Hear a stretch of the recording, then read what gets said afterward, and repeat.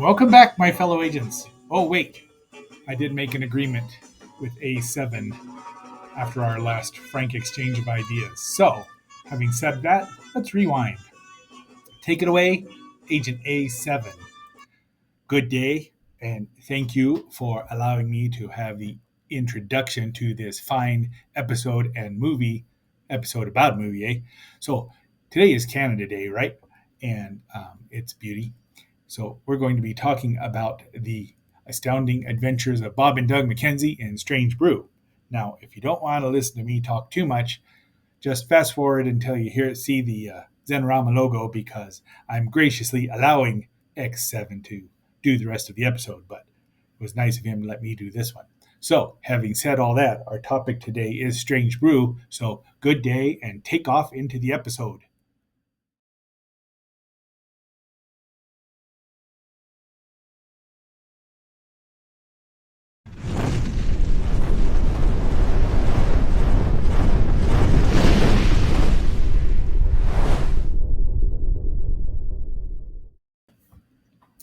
Well, now that lion is roaring, so we start out the movie with kind of a backstage scene with the MGM lion burping instead of roaring. And our heroes are introduced. And at this point in time in 1983, we all knew who they were because their album, The Great White North, had sold 1 million copies. And that's what spurred the development of this movie. So they show you the difference between a screen and a big screen and a little television screen. Because remember, 42 years ago, there were no widescreen television sets. In fact, you didn't see widescreen movies unless you were in a theater. So this movie was released on August 26, 1983.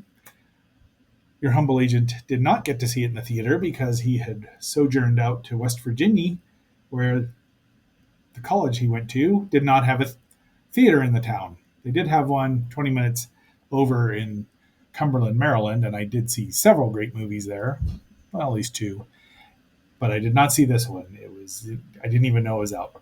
Budget was $4 million. The box office was 8.5. It got fair to middling reviews, but has now obtained more of a, they call it a cult status, which I don't like to use. But anyway, it stars Rick Moranis and Dave Thomas as Bob and Doug McKenzie. Dave Thomas as Doug McKenzie. Rick Moranis as Bob McKenzie. He was also, of course, the voice, Dark Helmet, and he was in Ghostbusters as Louis Tully. Many, many other things till he retired to take care of his wife and kids. So he's a good man. And they're all good men. We'll introduce the rest of the cast as we go along here. So now we're back, widescreen. And while Bob sets up the movie they're going to show, so we're thinking they're going to show a movie within their movie. Doug tells you how to ruin a movie in a theater by releasing a jar of moths.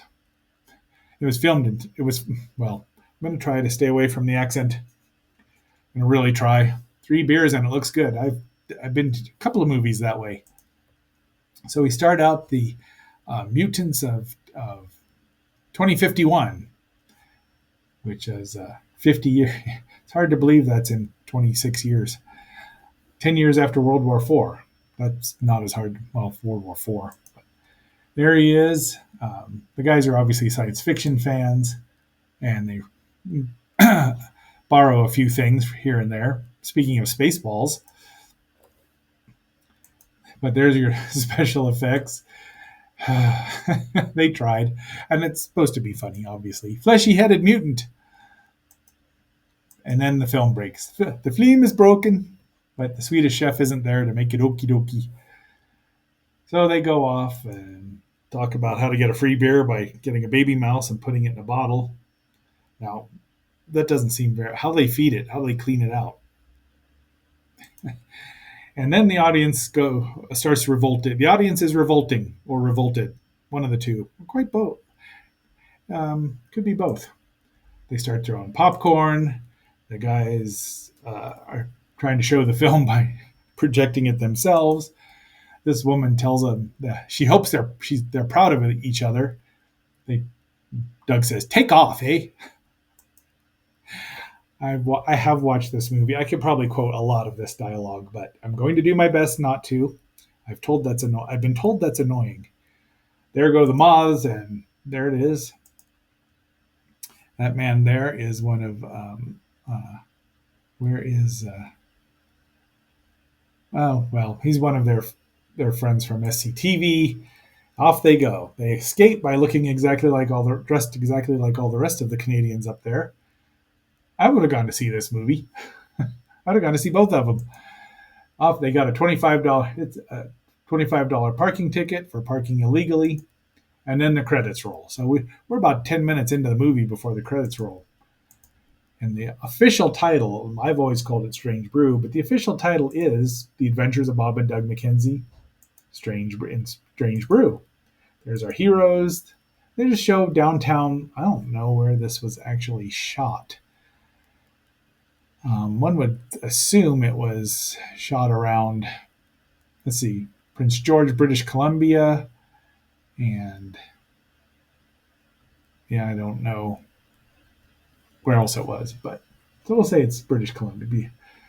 And then the villain of our piece, Max von Sydow, who had just a couple of years ago played Flash Gordon's adversary, Ming the Merciless, in that fine movie. And he is a very incredibly serious actor, well, highly regarded. Worked with Ingmar Bergman and just was not known as a comedian, but holy crap, he's funny in this movie. 3 Days of the Condor, The Exorcist. Well, he was in Conan the Barbarian? Now that's a surprise. I've seen that not as many times as this. But he's a phenomenal actor, and he's very funny. I mean, even when he's being funny, he's still rather menacing. So we'll see. I don't know much about Ian Thomas, and the title song is "No Take Off." It was written by Rick and Dave and Stephen DeJarnett, and then directed by Rick and Dave, and they did a great job, all things considered. Their comic timing and editing is good. They go home. They have 3 beers left, and a box of donuts. So they give one beer to their dog Hosehead, and their dad wants one. So Hosehead's not giving his back. So the Bats, Molson Canadian, these are all real beers. Ugh, jeez, that's so gross. Now their dad is voiced by Mel Blanc, and you're watching Tom and Jerry, which he did sound effects for. He was also, of course, tons of Warner Brothers voices, just tons of voices overall. But Bugs Bunny, Elmer Fudd, Daffy Duck, great actor. Bob, Dad broke your beer. Dad, Bob broke your beer. Yeah, I'm leaving it in. So off they go to the beer store with ale and lager. Those are kinds of beers. Right next to a 7-Eleven. So they're trying to get free beer because they gave away the $15, and they're using the old mouse in the beer bottle trick. And the guy says, "Go to the brewery." So we're going to Elsinore. Dun dun dun. They did a nice fade. And you want to go to the loony bin or the beer factory? First, I'm taking you to the loony bin. My fellow agent, whose initials are DM, and we're probably very annoying about this. Interestingly, the annoying agent, Brick, he doesn't do it very. Doesn't do. He does the accent, but he doesn't know the characters well enough because he's a hoser. So they meet Pam, who is the beer heiress. Her father ran the company, but they don't know that yet. But she's stuck in the gates. They help her out. Rolling Stones, AC/DC, neither of which are from Canada. Loverboy was, yeah, they're famous by now. But go figure. So they free her. Off they go. Do you see the way she was looking at me? Yeah, because she thinks you're some kind of freak. So the bad guys are watching them. And there's 2 of the bad guys. There he is. That is Uncle Claude, played by Paul Dooley, who is in Popeye. 16 Candles. He co-created the PBS children's show The Electric Company. Well, good on him. And our introduction to Max von Sydow as Brewmeister Smith, he's in the toilet. So it's just, I mean, you got to have a sense of humor to have your first shot be back getting out of the toilet.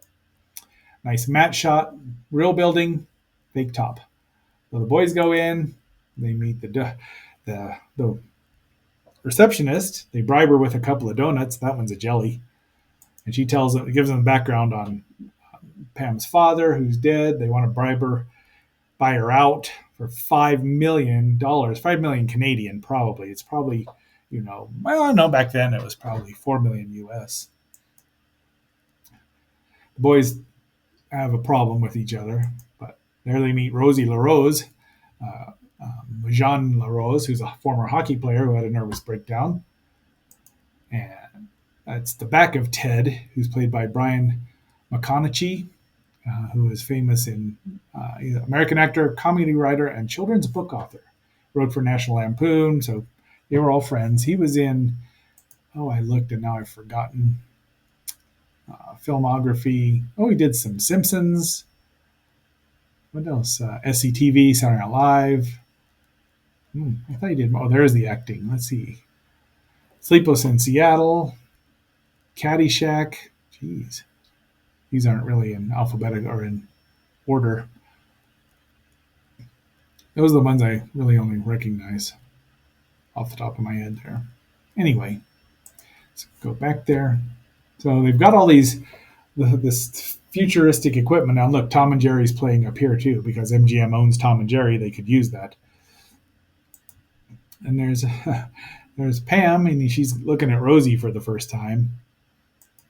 And now they're talking about the mouse in the beer bottle. The boys get hired to look for mice in beer bottles, but it's a live mouse. It didn't even dawn on them. Did they let the mouse out afterward? So they decide to have a couple of cold ones on the job, and then they have to go play. Oh well, these are the inmates from what was then called the lunatic asylum, a grippy sock vacation. But they're pretty much just pawns. And Brewmeister Smith has decided he's going to try to take over the world. Then we meet Pam and her mother, and now Uncle Claude, her new father-in-law.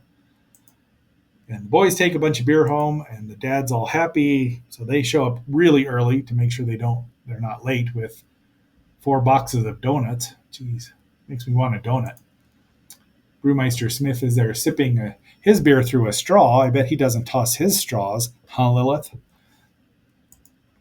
And the boys, they take the donut, or Pam takes the boys down there and to the mess hall, or where the food is, but there's no food, no electricity.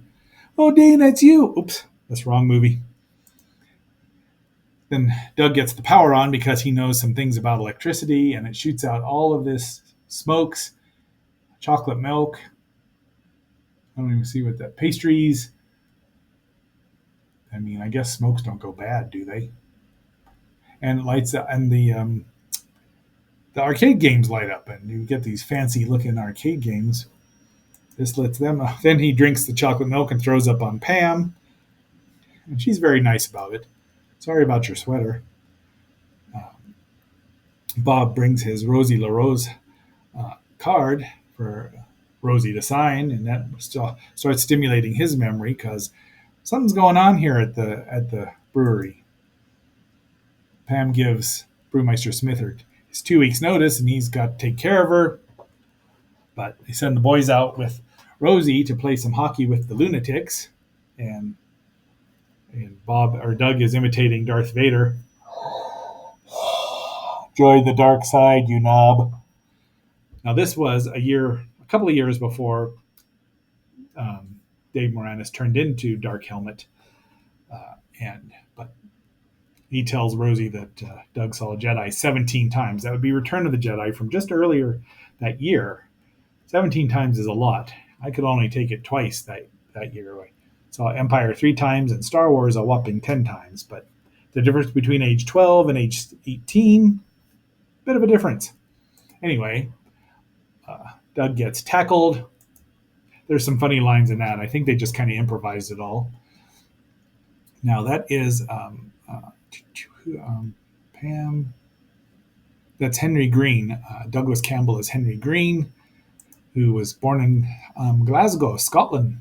Let's see what else he's been in. I bought a vampire motorcycle once upon a Christmas. Lots of television though that I haven't seen. So he's like the father figure now for her. But they find that let's see, what's his name here? Where's it? Pam Elsinore. Oh, he's not shown. This guy isn't named because he doesn't really have any. But that's her dad. He's inhabited. He's haunting the. Essentially, he's haunting the brewery, showing him how he really got killed. Somebody horked their clothes, which was our miscreants, Brewmeister Smith and Uncle Claude, who's have these fancy guns that just either shoot pellets or something that don't leave. They're not bullets.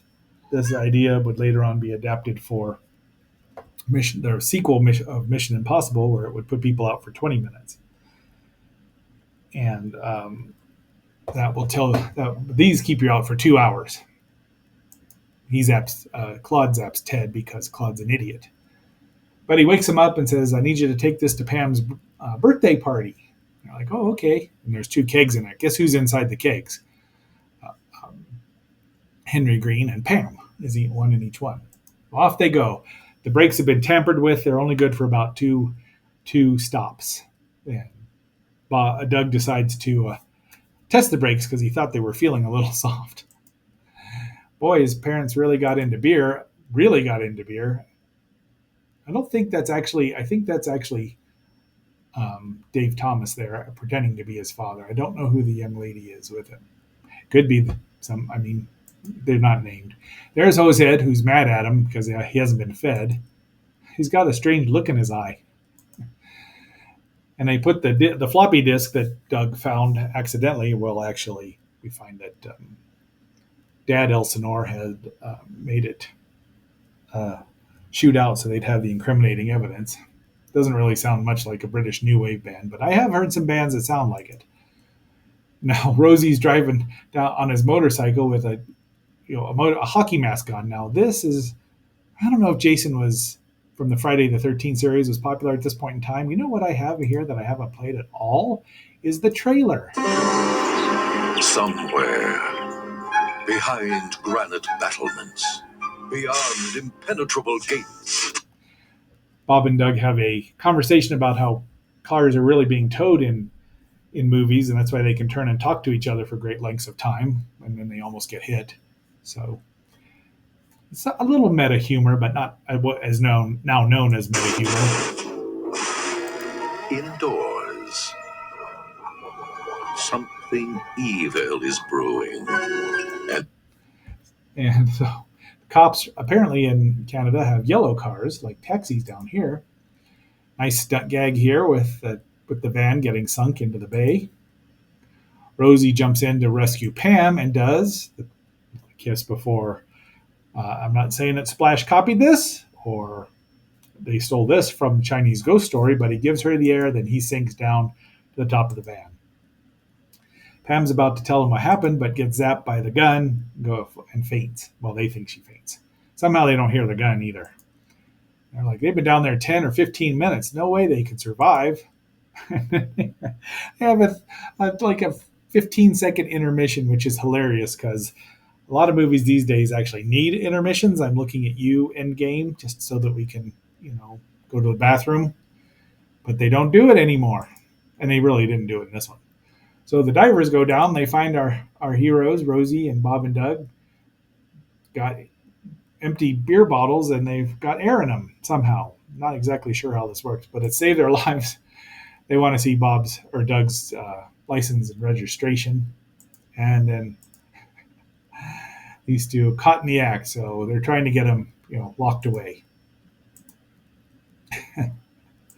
Those are their, and the lineup pictures. They identify Pam for everybody.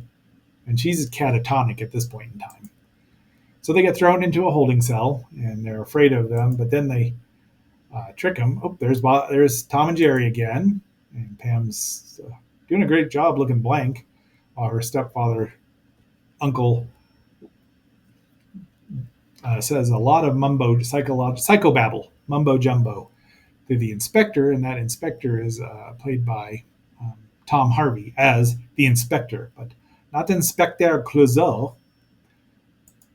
And this gentleman asks them if they want to smoke, but they say no. And he looks all forlorn. And then they tell him, we don't have lawyers because lawyers are for sucks.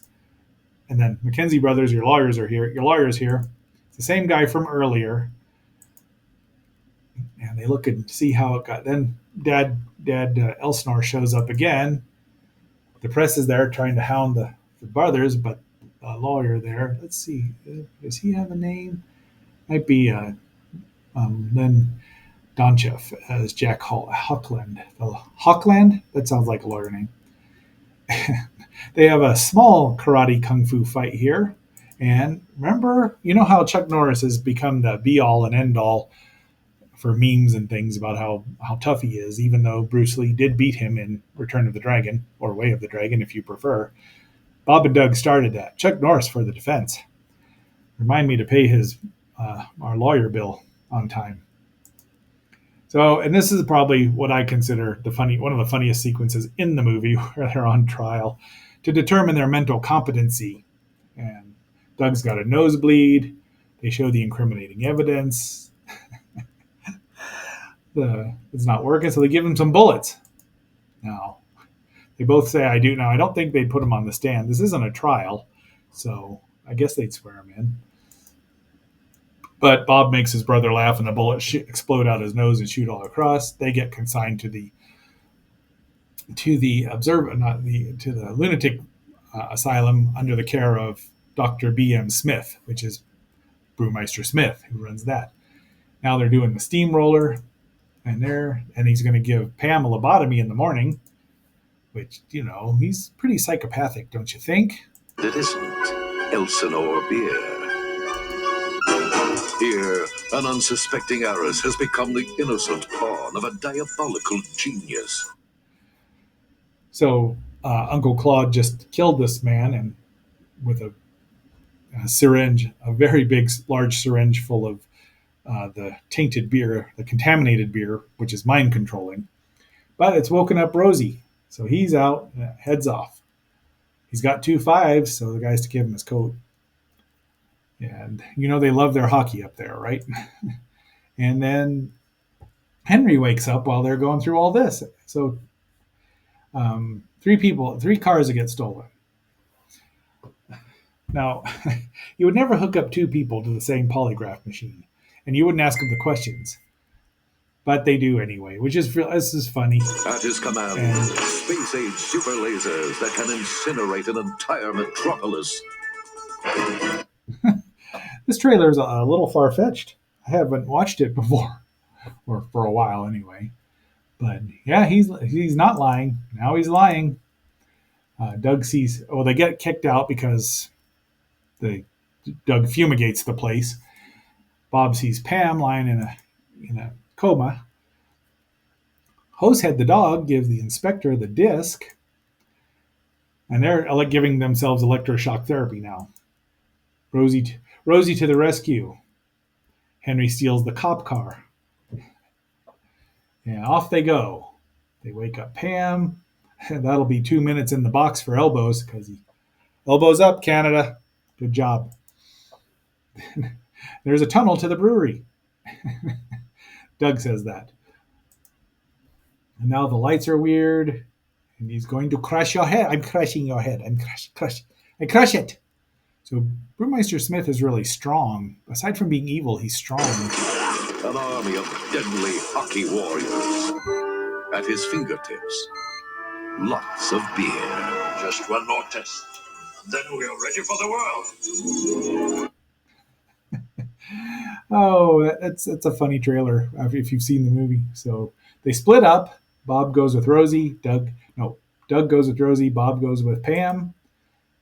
They say their fond goodbyes. He's like, they were slowing me down. Bob starts crying because they've never been separated. Now, Bob is younger than Doug, apparently.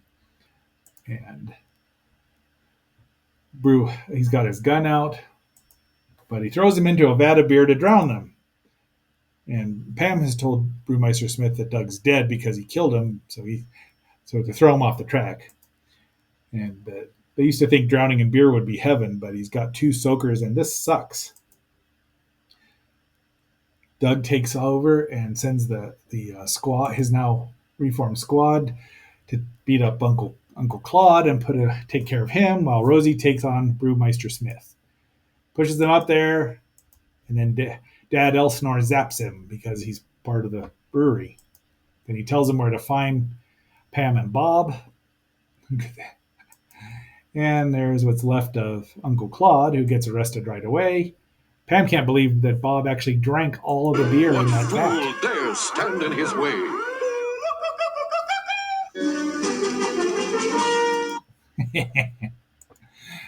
See, he's drank all of it, but he really has to throw a whiz.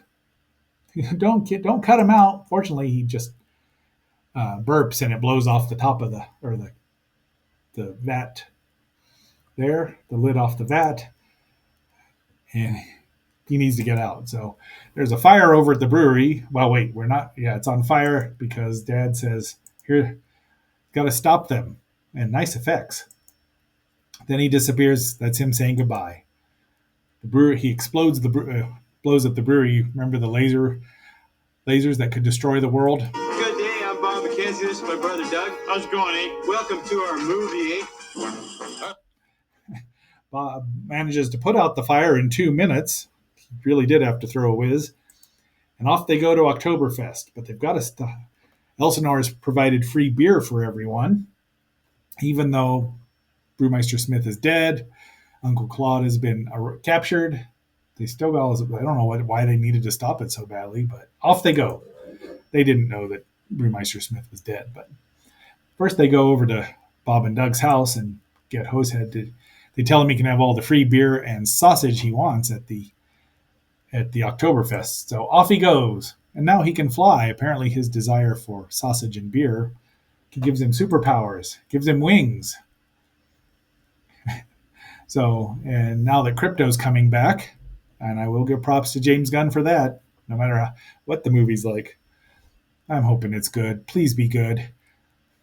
And off he goes. Now the beer today is free because it's all from Elsinore because they want you under control. But, I mean, if you're drinking that much beer, you're not using your mental facilities now, are you? Just take a look at GD explanations if you want to see how beer changes you from in 30 minutes. His cape falls off. Now they think he's a big skunk and they run away because apparently skunks in Canada are that big. I mean, I believe that because everything's bigger in Canada, skunks, well, they usually get elected. But that big. Pork burgers. Go get some, Hosehead. And yes, it's a Toronto skunk. So obviously, I forgot. I broke that in there and then forgot it takes place in Toronto. It was shot in Vancouver, British Columbia. But I don't know where they flew off to, but they get there in record time. Well, Toronto is in Ontario, so it's just a town. They've saved the day. Everyone's happy. Pam says that they'll be employed by Elsinore Brewery and under the careful observance of her and Rosie, because they're a couple now. Shall we go, dear? And now Doug wants to know what are you going to do with that beer? This is a beer truck. No way will I wreck it. And off they go. That's the end of the movie. Or is it? Last, television's Dave Thomas and Rick Moranis Holy have crap. just hit. Anyway, we get them talking and off they go. This review has taken longer than I thought it would. But then you see Strange Brew, so good day. And that is the end of the review. Just in time. And that is in honor of Canada on Canada Day. I love talking when I speak to Canadians because they're wonderful people. And even though there's a Japanese song playing in the background, this is X7 signing off until our next assignment, and I am phasing out.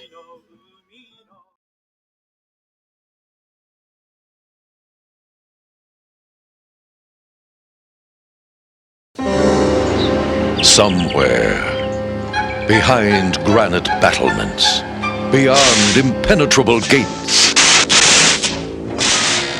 indoors, something evil is brewing, and it isn't Elsinore beer.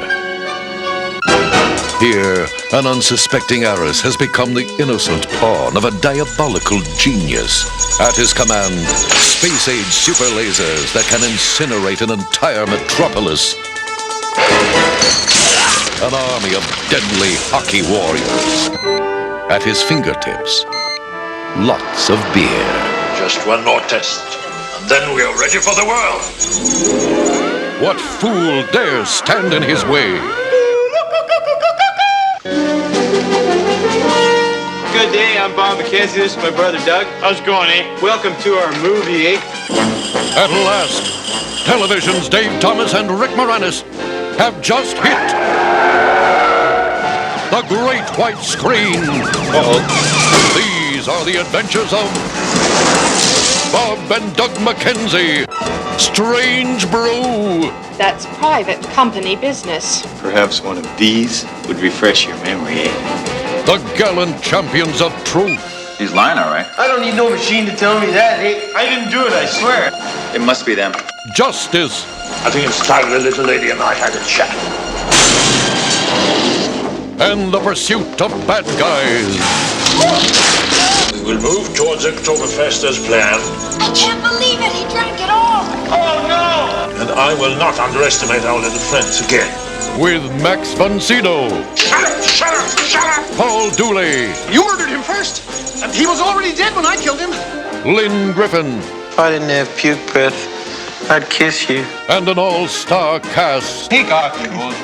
You take off, you nub. Okay. Don't miss the biggest, the grandest, the first Mackenzie Brothers movie of all time. The Adventures of Bob and Doug McKenzie. I'd like to thank the Academy. That's it. We're leaving, kids. Come on. Strange Brew. You hoser, they wanted to see our movie, now they're mad at us. Hey, cop, it's only a preview, eh? I didn't want to show him the best part. Okay, so that's our topic for today. So good day.